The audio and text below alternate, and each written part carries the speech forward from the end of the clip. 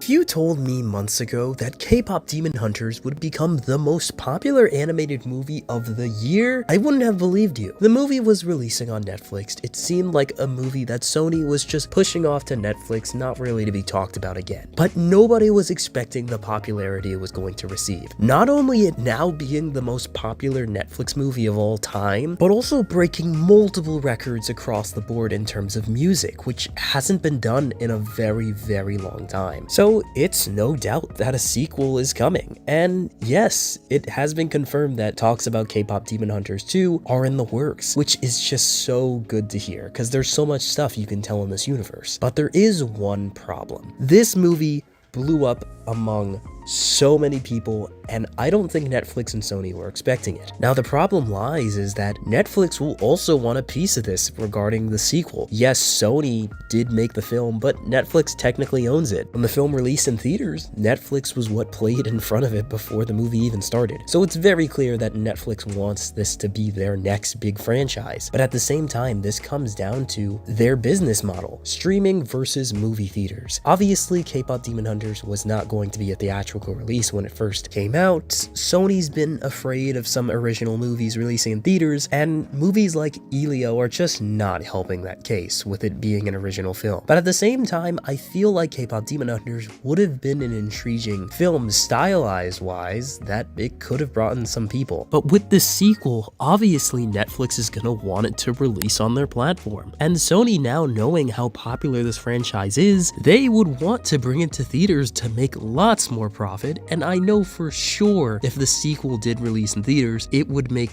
buckets, way past $500 million, and I can see it sort of pushing towards where Across the Spider-Verse landed. But that's just not how Netflix run things, and I can already tell that Netflix and Sony are probably going to clash about this. K-pop Demon Hunters cost around $100 million to make, and after the success of the movie on Netflix, Sony only got $20 million, which is extremely small for the big popularity that this film had. It's definitely clear that Sony wants a piece of that. When the movie released in theaters for a sing-along event, mind you, it only being for 2 days, the movie made close to $20 million, and it was the #1 movie that weekend. That coming from only 2 days is insane. And a sequel having a crazy marketing campaign, which it definitely would, and releasing theaters at a good time, the movie would make buckets. And Sony definitely knows that, but they would have to negotiate something with this. Now, some people will say that K-pop Demon Hunters would not have gotten to the status it was now if it was not for Netflix, and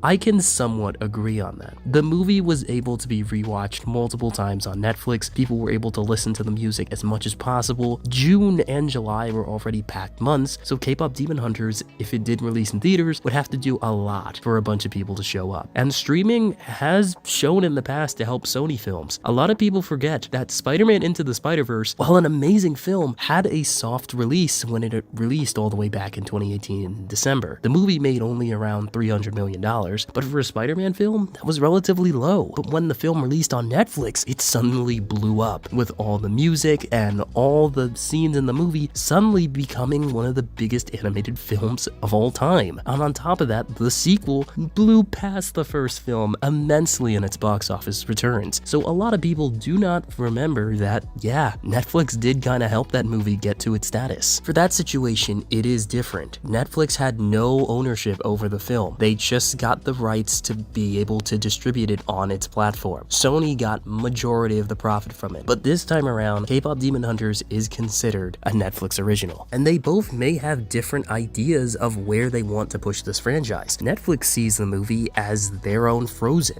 In fact, they were talking about live shows, a possible live action movie, which was thankfully debunked. But it seems like Netflix wants to push this franchise as much as possible, and Sony wants to just genuinely make a good sequel, possibly spin-off shows, and just expand the franchise as best as possible. They have two very different ideals for the franchise. Eventually, they're just going to have to come to a consensus on how this is going to work. Personally, I think that K-pop Demon Hunters 2 will get a theatrical release, but it's going to be a little weird. One, I either seeing it releasing in theaters on the same day as the Netflix release, it releasing simultaneously. Now, this has shown to hurt theatrical releases. Movies in the past have released in theaters and on streaming, and did well, don't get me wrong, but could have done so much better with the theatrical release. But we also could see the movie release in theaters, and 2 weeks later, it drops on streaming. We've seen this happen with movies from DreamWorks. The Bad Guys 2 released in theaters initially, and 2 weeks later, it released on digital. Now, do I like that model? Not really, but if it's going to come down between Sony and Netflix, this may be the only way I seeing it go well. From now on, K-Pop Demon Hunters is both a Sony and Netflix production, so they will have to split the profits regardless of where the movie goes. But I will say that streaming did help K-Pop Demon Hunters. I can't just push away Netflix and saying, oh, we didn't need Netflix for K-Pop Demon Hunters to be a success, because yes, Netflix did really help. With it also being a streaming movie, everyone had access to it through Netflix, so it was an immediate success. Now, when could we see this happen? It's likely that we could possibly see it in 2028, which not a lot of people are gonna like, but in terms of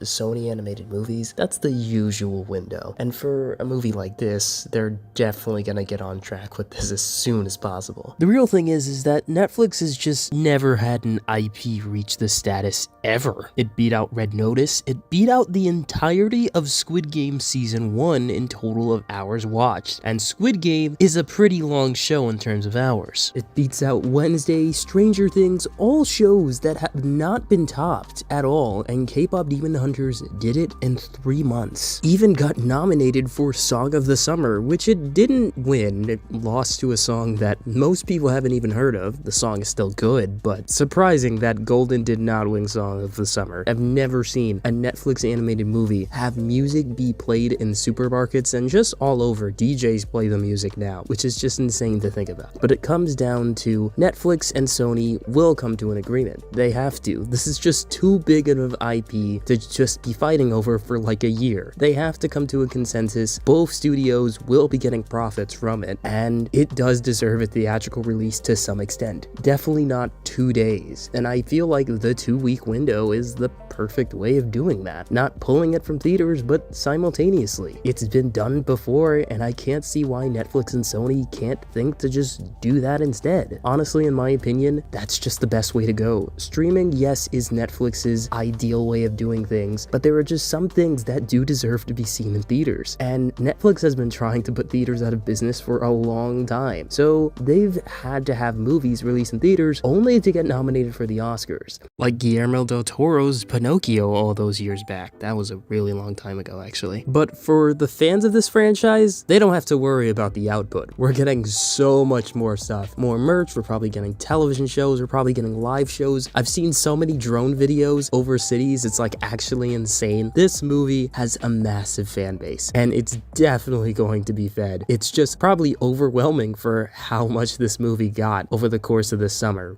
But what do you think will happen with K-Pop Demon Hunters? I see it going well. I don't think it'll be like a battle between Sony or Netflix for a while, but I do see them for a few months having to decide where they want to go with this, because it is against Netflix's business model. But things have to change, and especially with this movie. What do you think? Let me know down in the comments. And I know I took a 1-month break. Guys, college hit me in the face, like really hard. I'm fine now, but I realized that I had to take quite a bit of a break just to adjust to things. But now, I'm in a schedule now. Videos will most likely be coming out every other week, definitely not every week. That's just so much to do. I have a lovely editor by my side that will be doing these videos, and I cannot wait to bring so much more to you, because there's plenty of movies that are still coming out over these next few months. I am not going anywhere, guys. I wasn't disappearing. But thank you guys so much for watching, and I'll catch you guys in the next video. Peace out.